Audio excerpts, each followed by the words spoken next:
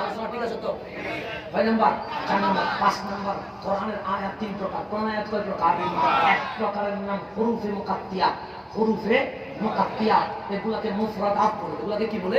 তাফসীরের মধ্যে যদি খোলেন দেখবেন প্রথম প্রকারের নাম হুরুফে মুকাত্তিয়া। কোন কোন তাফসীরে লেখা আছে মুফরাদাত। এগুলো কোনগুলো? এগুলো আলিফ লাম মিম, এগুলো তা হা, এগুলো ইয়া সিন। এই শব্দগুলোকে বলা হয় হুরুফে মুকাত্তিয়া। এগুলোর অর্থ আমি জানি না, এগুলোর অর্থ আমার বাবা জানে না, এগুলোর অর্থ কোনো মুফাসসির জানে না, এগুলোর অর্থ কোনো মুহাদ্দিস জানে না। যদি আমাকে আরো উপরে বলতে দেন, আমি বলবো এগুলোর অর্থ খোদ জিবরিল আমিনও জানে। খোদ জিবরিল আমিনও। আপনি যদি তাফসীর উল্টায়া দেখেন, লেখা আছে আলিফ লাম মিম, লেখা আছে আল্লাহু ওয়া রাসূলুহু আ'লাম।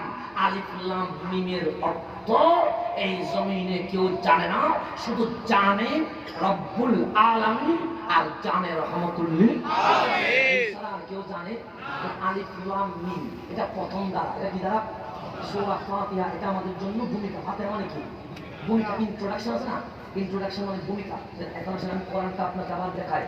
সূরা ফাতিহা, এই সূরা ফাতিহা এটা ভূমিকা। কারণ একটা বই লেখার সময় ভূমিকা লিখতে হয় কি হয় না? হয়। কারণ ভূমিকা না পড়লে আপনি জানবেন না বইয়ে কি আছে।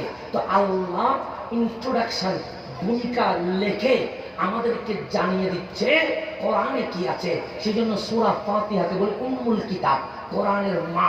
114 সূরা, 30 পারার জ্ঞান যেই সূরার ভিতরে আছে, এই সূরার নাম সূরা ফাতিহা। এই সূরার নাম কি? সূরা। সেই জন্য এত পাওয়ার, এত পাওয়ার। এই সূরা যতবার পড়া হয় ততবার ইবলিসে কাঁদে, ততবার ইবলিসে কি করে? সেই জন্য নামাজের প্রত্যেক রাকাতে সূরা ফাতিহা কেন পড়বো? অন্য 30 পারা কোরআন আছে, আমি যদি এখান থেকে যে কোনো একটা পড়লে তো হয়। আল্লাহ বারবার বলে সূরা ফাতিহা, সূরা ফাতিহা। কেন? তুই বান্দা এইদিকে সূরা ফাতিহা পড়বি, ওইদিকে ইবলিসে চিল্লায় চিল্লায় কাঁদবে। এটা নাম সূরা ফাতিহা। ভূমিকা, ইন্ট্রোডাকশন, এটার মূল কথা। সো ইন্ট্রোডাকশন ভূমিকা যখন শেষ, আল্লাহর কালাম শুরু হচ্ছে। কার কালাম? লেখা আছে আলিফ লাম মিম। এটার অর্থ আমরা কেউ জানি না। লেখা আছে আল্লাহু ওয়া রাসূলুহু আ'লাম। এর অর্থ আল্লাহ এবং তার রাসূল ভালো জানে, আমরা কেউ জানি না। তাই এটার প্রথম দ্বারা 1 নাম্বার সূত্র, কোরআন আমার সংবিধান, কোরআন আমার সমস্যার সমাধান। প্রথম দ্বারা আলিফ লাম মিম, এর অর্থ আমি জানি না, এর অর্থ আপনি জানেন না, এর অর্থ আমার বাবা জানে না, এর অর্থ মুফাসসির জানে না, এর অর্থ মুহাদ্দিস জানে না। আল্লাহ মানব জাতির সংবিধান কোরআন, তুমি হুরুফে মুকাত্তিয়াত দিয়ে কোরআন শুরু করেছো, যার অর্থ আমরা কেউ জানি না। তো বান্দা যদি অর্থ না জানে আমল করবে কেমনে? আল্লাহ বলে প্রথম দ্বারায় একটা মেসেজ দিলাম। মাওলা কি মেসেজ? যখন জিবরিল আমিন নেমে আসলেন, বললেন আলিফ, আমার নবী বলে ফাহিমতু, বুঝে গেছি। সামনের দিকে বলো লাম, আমার নবী বললেন বুঝলাম ফাহিমতু। বলো মিম, আমার নবী বললেন বুঝেছি, সামনে চলো। জিবরিল বলে যালিকাল কিতাবু লা রাইবা ফিহি হুদাল লিল মুত্তাকিন।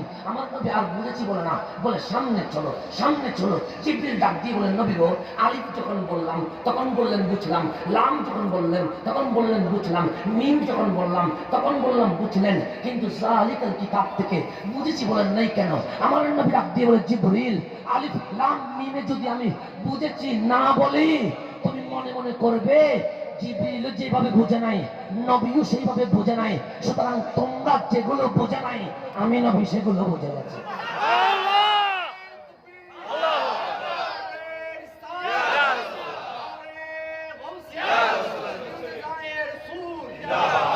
আমি নবী সেগুলো যালিকাল কিতাব থেকে বলেন নাই কেন? সেই কারণে তুমি বুঝে গেছো উম্মত।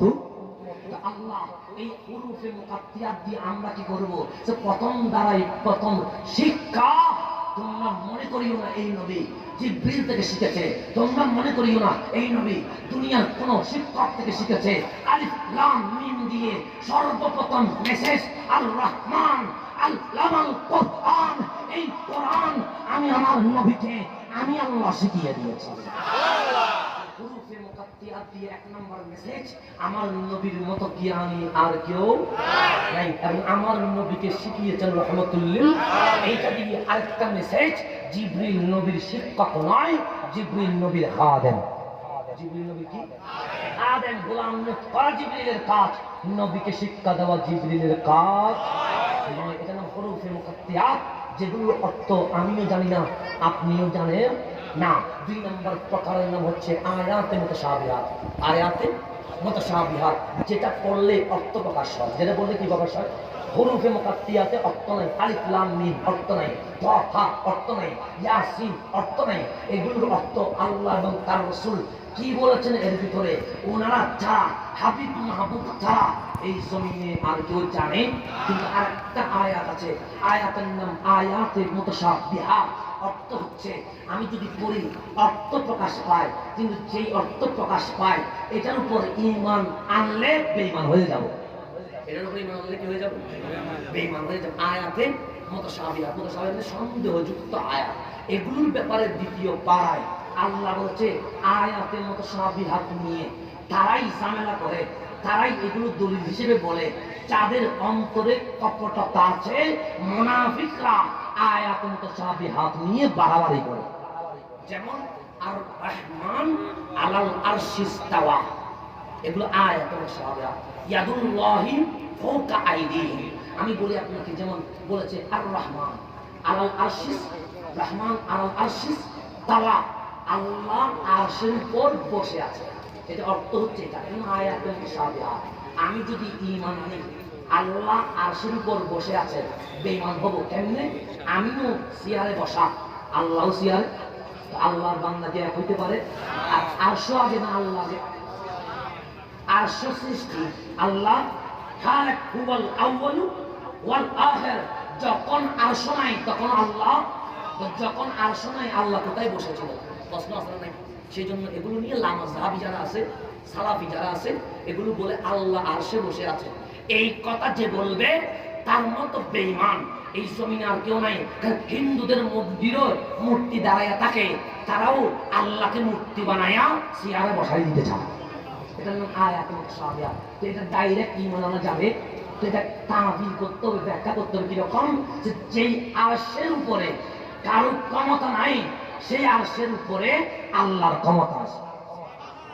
আর বলছে ইয়াদুল্লাহি ফাওকা আইদিহিম, ইয়াদ মানে হাত, ইয়াদুল্লাহ মানে আল্লাহর হাত, আল্লাহর হাত ফাওকা আইদিহিম, সাহাবায়ে কেরামের হাতের উপরে। যদি বলি আল্লাহর হাত আছে, আল্লাহর হাত যখন মানবো, হাত রাখার জন্য বুক লাগবে, বুক যখন মানবো পেট রাখতে হবে, পেট রাখার জন্য পা রাখতে হবে। হাত মানতে গেছি, হয়ে গেছে আমার মতো, এরকম বলা যাবে। এটা তাবিল করতে হবে কিরকম, ইয়াদুল্লাহি ফাওকা আইদিহিম মানে তাদের বায়াতে রিদওয়ানের সময় আল্লাহর সমর্থন আছে, আল্লাহর সমর্থন আছে। ডাইরেক্ট ঈমান আনা যাবে। ঠিক তেমনি ভাবে বলেছে কুল ইন্নামা আনা বাশারুম মিসলুকুম, আপনি বলে দেন আমি তাদের মতো। এই মিসলুকুম শব্দটা আয়াতে মুতাশাবিহাত, আয়াতে এটার উপর বাড়াবাড়ি করলে বেঈমান হয়ে যাবে।